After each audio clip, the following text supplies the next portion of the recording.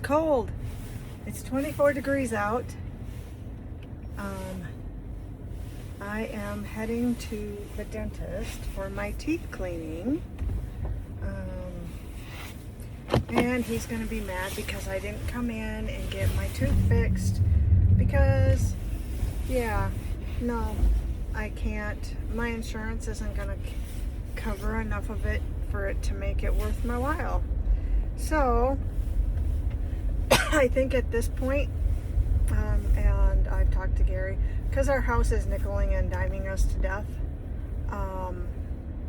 Like I said, I think I posted in Facebook, and so Xcel Energy is basically saying I spend $400 a month on electric and gas.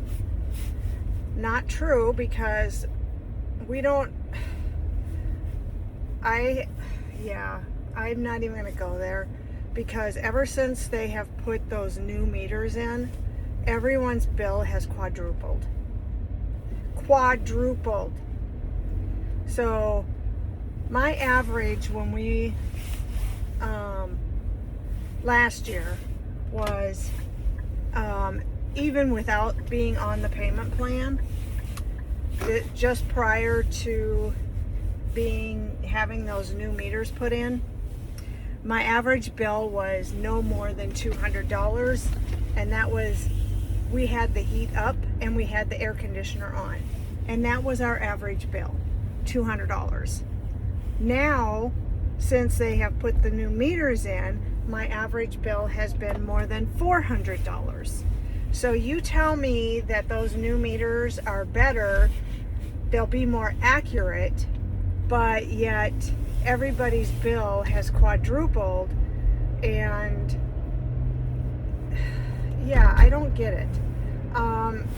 So I went on the payment plan in August, them stating my average bill was $195, which I can see because we were using 38% less electric and gas, 38% electric and gas than we did the year before. So I want someone to explain how my bill went from an average of $195 using 38% less electric and gas. I cook maybe once a week, so that's the only, that's the gas on my stove. And the furnace, we had it set at 75. I have now turned it down to 72. And yeah, they can't. And when I call them, they're like, oh, well, everybody's bill went up. Yeah, you said in your town hall that the average bill would go up by $5. How in the hell did it go up $200? You're full of shit. The state of Minnesota sucks when it comes to money and management. Governor Walz does not have a clue. He obviously never took economics. He probably never took history. And he claims to be a teacher. Well, what the hell did he teach? Nothing. Obviously. We have kids that don't give a crap about school. They don't give a crap about their parents. And he steals money from the state of Minnesota. And go ahead and tell me I'm wrong, because I'm not. He came into his administration, came in 2018 to his administration with a surplus of several, I don't even remember, it was like probably $200 million. A surplus. We are now coming towards the end of his second term, and we are in a $400 billion deficit.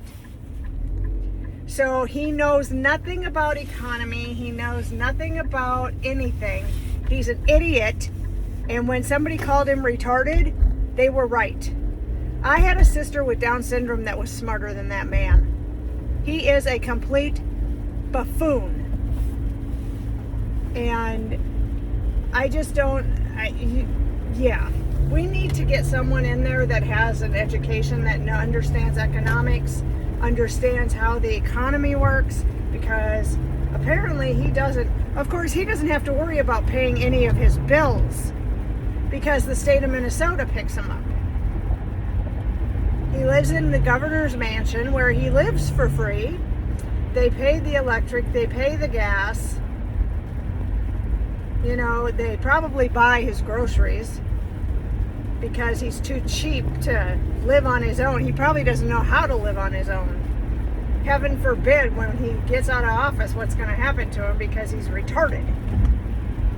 And his daughter is just as retarded as him if she thinks he's a good person. Because you can be a good person and still be stupid and retarded. And her dad is definitely stupid. Yeah. So, you know,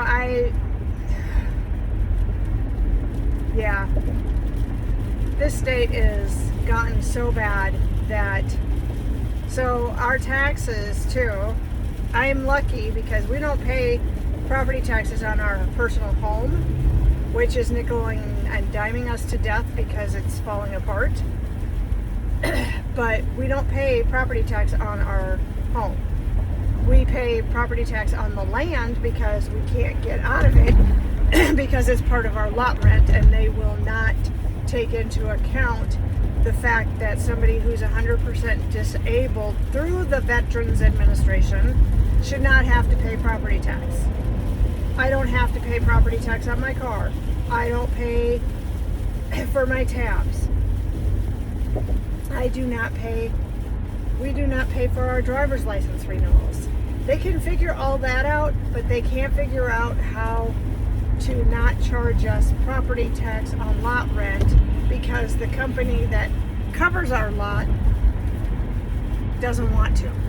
I'm just saying. So they disobey laws that were put into place to protect veterans, and this is why we have homeless veterans. Because these people do not give a crap about the veterans. They do not give a crap about the people who live out on the street, who are veterans.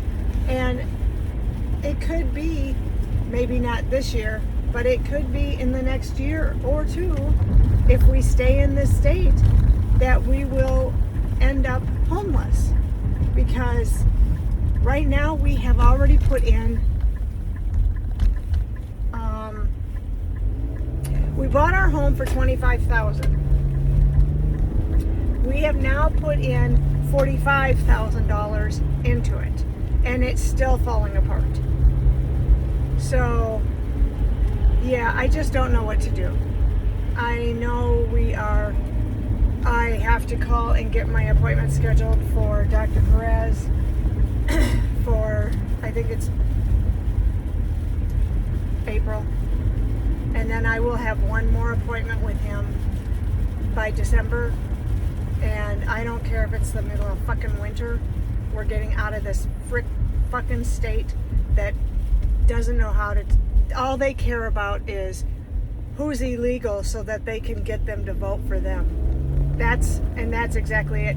And if you come in my comments and tell me I'm wrong, then you know nothing. Because there is not... If you're an illegal alien, illegal migrant, illegal immigrant, whatever the fuck you want to call them, you are not eligible to vote. Yet they are voting. So I don't want to hear it. It's just like you're not supposed to be able to get food stamps, housing help, whatever, if you're illegal. You're not a U.S. citizen.